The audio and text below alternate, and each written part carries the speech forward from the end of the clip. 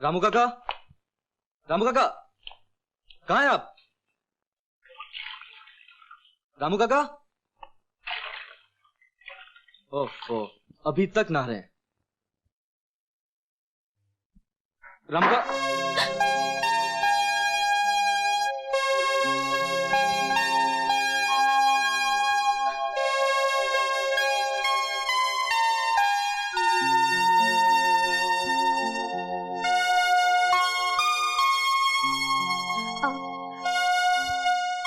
आप बाहर जाइए। सॉरी।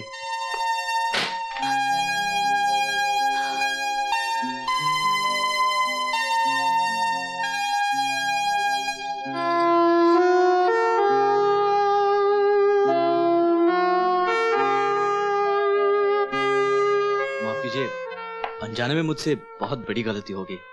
यहाँ तो रामू काका अकेले रहते थे, अब मुझे क्या मालूम कि आप अंदर होंगी। मेरा नाम अमर है, रामू काका हमारे ड्राइवर हैं। वो भूल से अलमारी की चाबी ले आए थे मैं वही लेने आया हूँ।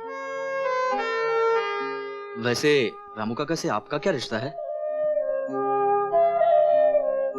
बेटी हूँ। बेटी? लेकिन रामू काका तो कह रहे थे कि उन्होंने शादी नहीं की। मैं उनकी मुंह बोली बेटी हूँ। चलो अच्छा हुआ कि आपसे फिर मुलाकात हो गई। उस दिन आपने मुझे भीड़ से बचाया था, उसका मैं आपको शुक्रिया भी अदा न कर सका। अरे ये क्या? क्या हुआ? मिल गई। क्या? चाबी। मगर आप खड़े क्यों हैं? बैठिए ना, थोड़ी देर इंतजार कीजिए, कुछ ही देर में बाबा मंदिर से लौटते होंगे। देखिए, जिस चीज की मुझे तलाश थी वो मिल गई, अब इंतजार करना मुश्किल है। चलता हूं।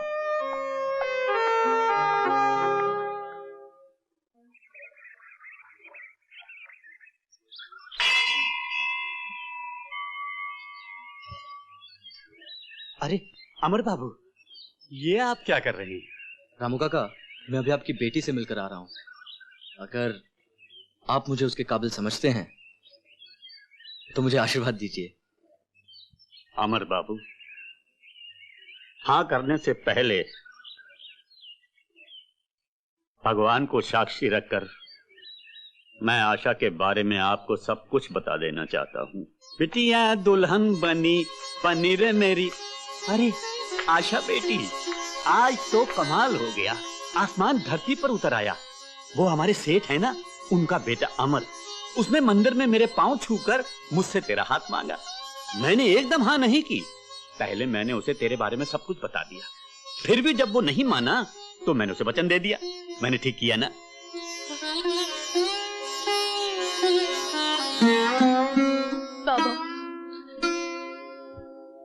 बाबा, मैं शादी नहीं करूंगी। क्या क्या कहा? शादी नहीं करेगी तो क्या सारी उम्र तुम्हारी बैठी रहेगी? देख, मैंने मंदिर में हाँ कही है, अब तूने इनकार किया तो मैं अनजल त्याग दूंगा। बाबा,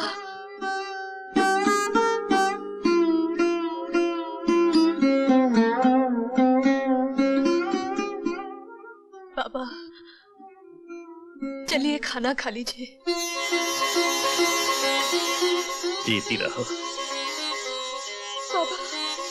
बेटी, अमर बहुत अच्छा लड़का है, बहुत अच्छा। चल।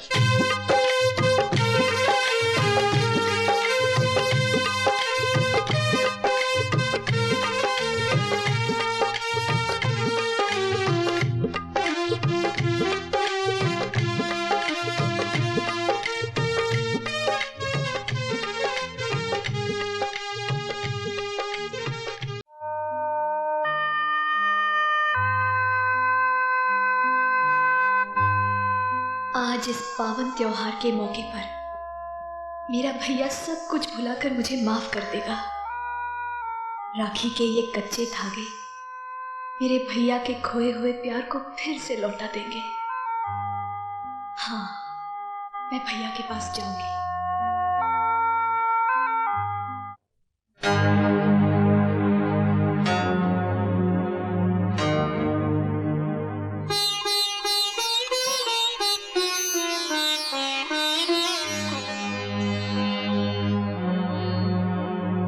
बहन भाई के पवित्र रिश्ते की मौत तुम्हारे हाथों से हुई, लेकिन उसकी चिता मैं जला रहा हूं। मैं अपने हाथों से उन यादों को राख कर दूंगा जिनका ताल्लुक तुमसे है। अगर मेरी आंखें तुम्हें देखना चाहेंगी तो मैं इन आंखों को फोड़ दूंगा। अगर मेरा दिल तुमसे मिलने के लिए तड़प उठे तो मैं इस दिल को अपने जिस्म से अलग निकाल कर फेंक दूंगा। मैं मर जाऊंगा दीदी, लेकिन तुम्हारी सूरत कभी नहीं देखूंगा, कभी नहीं देखूंगा, कभी नहीं देखूंगा, कभी नहीं देखूंगा, कभी नहीं देखूंगा।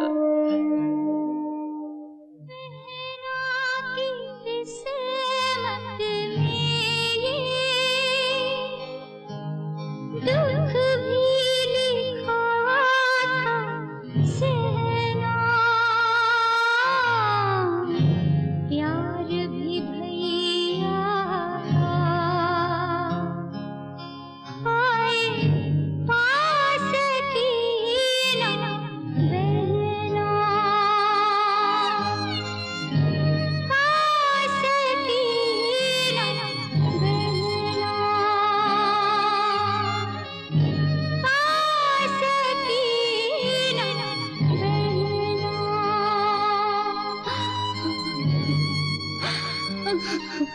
लो भाई, अब तो नाचने गाने वाली भी मोहल्ले में आने लग गई है। अब तो मुजरा होगा, शरीफ लोगों का मोहल्ले में रहना मुश्किल हो जाएगा। अरे इस बेशरम को क्या फर्क पड़ने वाला? हमारी बहू बेटियों पे जो असर पड़ेगा उसका क्या होगा?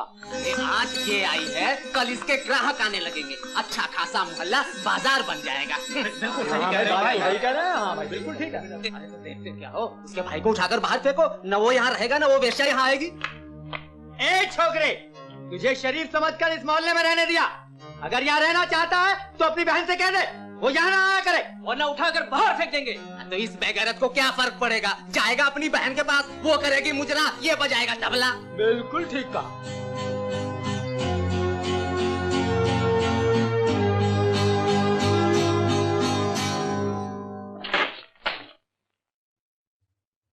कहाँ है आशा? कहाँ है आशा? बुलाओ उसे। जब मैं उससे रिश्ता तोड़ चुका हूँ तो वो मेरे घर क्यों आई? आज मैं अपने हाथों से उसका गला दबा दूंगा। वो यहाँ से चली गई है। तुम झूठ बोलती हो। अब मैं किसी औरत की बात का यकीन नहीं कर सकता। बड़ी नफरत है तुम्हें औरतों से? क्योंकि औरत का दूसरा नाम झूठ है, फरेब है, मक्कारी है और समाज के नाम पर एक कलंक है। वाह बरसुदार वाह, ममता भरी लोरी से मर्द को बचपन से जवान करने वाली औरत फरेबी हो गई, और औरत की कोख से जन्म लेकर उसकी गोद में पलकर उसकी इज्जत का सौदा करने वाला मर्द देवता हो गया। मैं तुमसे पूछती हूँ, औरत को नंगा कौन नचाता है? मर्द। उसे बाजार में नीलाम कौन करता है? मर्द। उसे वेश्या कौन बनाता है? मर्द। और ये मत भूलो कि तुम्हें जन्म देने वाली तुम्हारी माँ भी एक औरत है, और नागिन बनकर मेरी गैरत को डसने वाली मेरी बहन भी। झूठ। तुम्हारी गैरत को डसने वाला भी एक मर्द है। क्या? हाँ, तुम्हारी बहन यहाँ नाची थी सिर्फ तुम्हारी जान बचाने के लिए, और उस देवी को तुम नागिन कहते हो?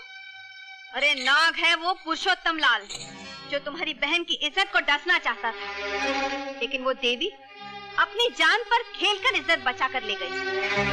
अगर तुम अपने आप को मर्द कहते हो तो मर्द के अंदर के उस शैतान को मारो जो पुरुषोत्तम लाल जैसे लोगों में छुपा हुआ है।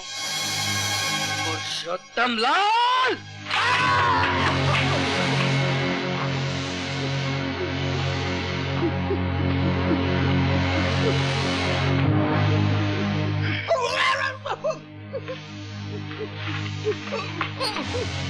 बता, बता इन सबको सच्चाई क्या है, बता, बता, बता, बता, वरना मैं तुझे जान से मार डालूंगा। कभी नहीं। बता। बताता हूँ भाइयों, मुझे माफ कर दीजिए। आशा को मैंने ही उठवाया था, उसके देवी को कोठे पर पहुंचाने का पाप मैंने ही किया था। वो निर्दोष है, पापी मैं हूँ।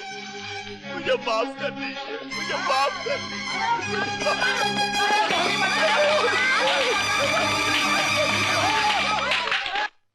धनु, मेरे यार इतना सब कुछ हो गया और तूने मुझे कुछ बताया तक नहीं। कसूर सारा मेरा है भाई साहब। मैं अपने कमीने भाई की बातों में आ गई।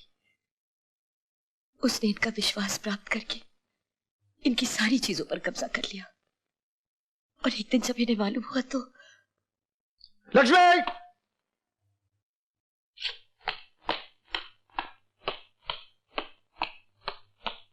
लक्ष्मी! जी? तिजोरी की चाबी दो। क्या बात है?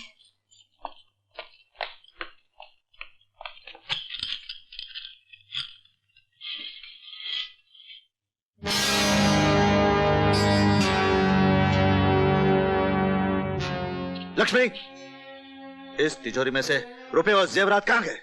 मैं क्या जानूं? रघु कहाँ है? अपने कमरे में होगा।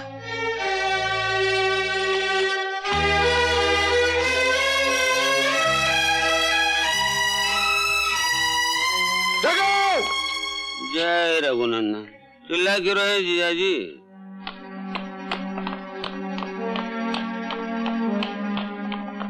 रघु, यह सब क्या है? बताता हूँ, सब बताता हूँ। 30 लाख रुपए जो है मिल के लिए कर्जा लिया है, और मजदूरों की तनख्वाह के लिए 5 लाख बैंक से ओढ़ी ली है। तिजोरी के जेवर और कैश मैंने बुरे वक्त के लिए संभाल कर रखे। बेशरम, चोर भी अपने मोहल्ले में चोरी नहीं करता, और तूने अपनी ही बहन के घर में डाका डाला। नहीं लक्ष्मी, ये मौका इस कमीने को कोसने का नहीं, मिल की इज्जत को बचाने का है। मैं इस बंगले को गिरवी रखकर सारे कर्जे चुका दूंगा। नहीं जीजा जी, आप इस बंगले को गिरवी नहीं रख सकते। अपने भविष्य के लिए मैंने इस बंगले को अपने नाम करवा दिया। कमीने, मैं तेरा खून पी जाऊंगा। चले दीजिए, चले दीजिए ना, छोड़ दीजिए इसे। छोड़ दीजिए।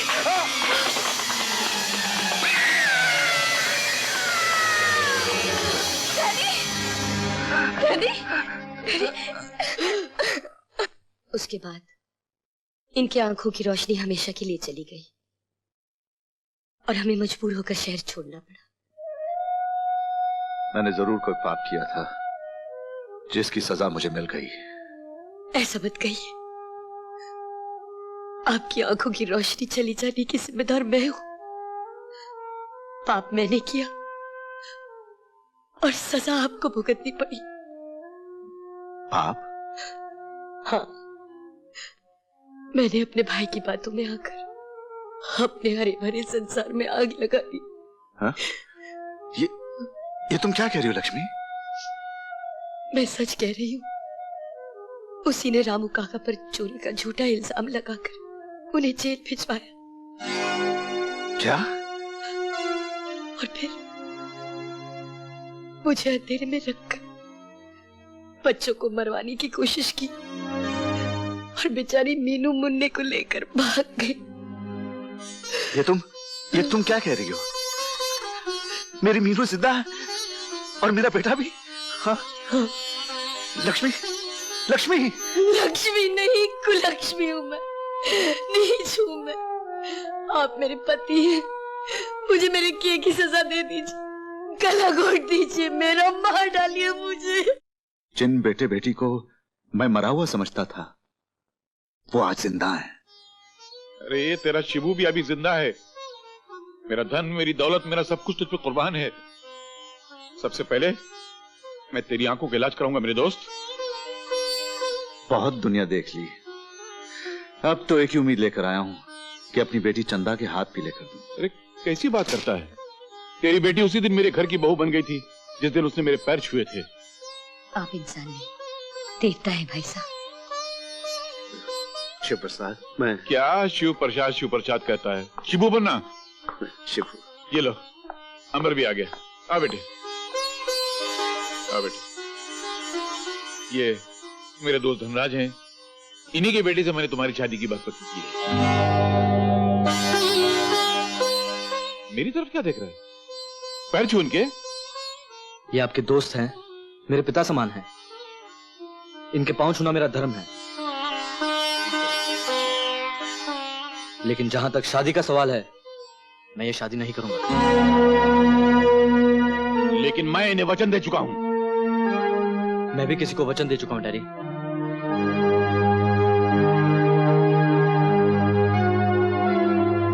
अमर!